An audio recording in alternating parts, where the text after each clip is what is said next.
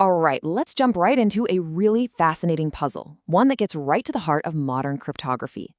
Today, we're going to unravel a mathematical mystery, and we're going to find a secret that's been hiding in plain sight this whole time. And it all starts with just one number. So, here's the challenge. On one side, you've got the number 24,257. And on the other, you have this sequence of what look like totally random numbers. I mean, they look completely disconnected, right?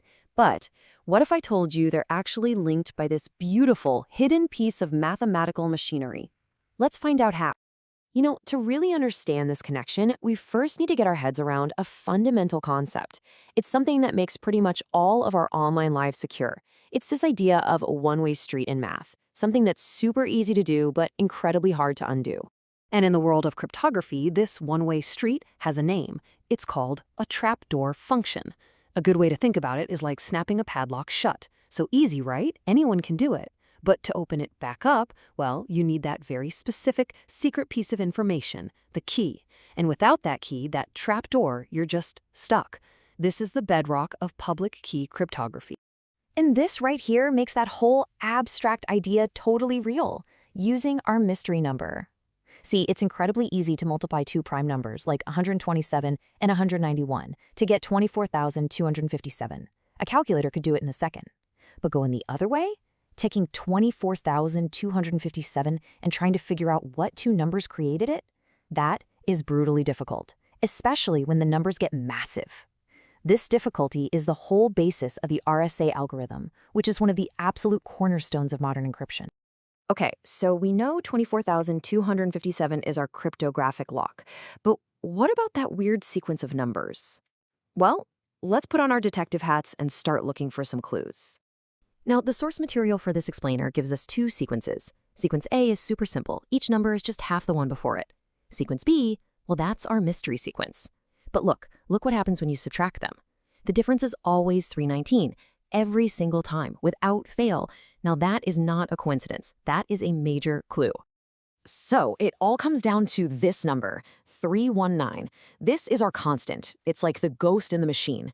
It's the systematic offset that links those two sequences together. And believe me, it is the key to cracking this entire puzzle. Now that we found this constant difference, we can do something really, really cool. We can actually use it to build a mathematical engine, a formula, that lets us reconstruct the entire sequence from the bottom all the way to the top. And here it is. This is the engine itself. It's just a simple recursive formula. To get the next number in our sequence, all you do is take the current number, multiply it by 2, and then add our special number, 319. So let's see this thing in action. Okay, let's just walk through this. We're going to start with the smallest number from our sequence, which is 65. We plug it into the formula, 2 times 65 plus 319, and that gives us 449. Perfect. That's the next number up. Let's do it again. 2 times 449 plus 319 gives us 1217. It works. It works every single time, perfectly generating our sequence. So we have perfectly rebuilt the entire mystery sequence, and we've ended up with the number 11,969. But our little engine, it's got one more step to take. What do you think is going to happen when we apply this formula just one last time? Boom, 24,257. The final step of our recursion lands exactly on our original target number.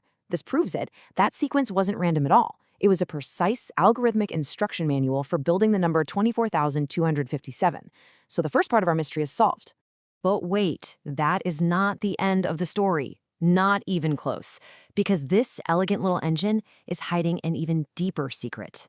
Yeah, we figured out how the lock is built. But what if this mechanism also contains the key to unlock it? This is the most exciting part.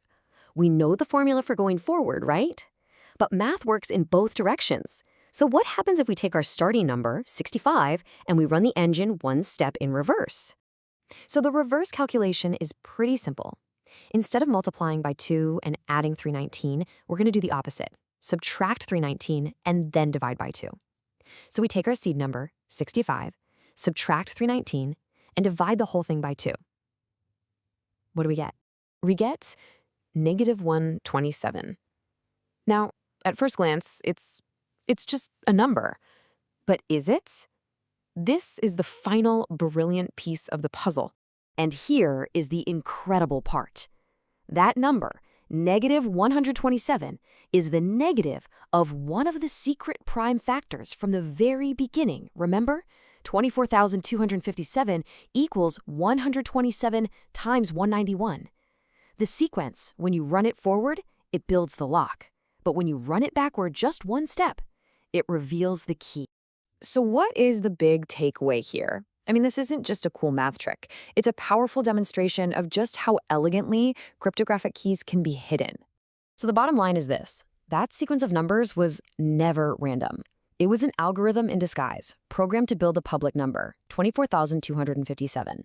But its starting parameters, that seed of 65 and the offset of 319, they contain all the information you need to find the secret prime factor. In other words, the entire sequence is basically a disguised, spread-out version of the private key. And a source analysis puts it perfectly. It says the parameters of the recursion, 65, 319, are equivalent to the private key in an RSA system. They hold the secret to breaking the code. So we've seen how a simple-looking sequence of numbers can literally hide the keys to a cryptographic lock. It really makes you wonder, doesn't it? How many other elegant structures are out there hiding these profound secrets right out in the open, just waiting for a curious mind to come along and crack the code? Thanks for digging into this with me.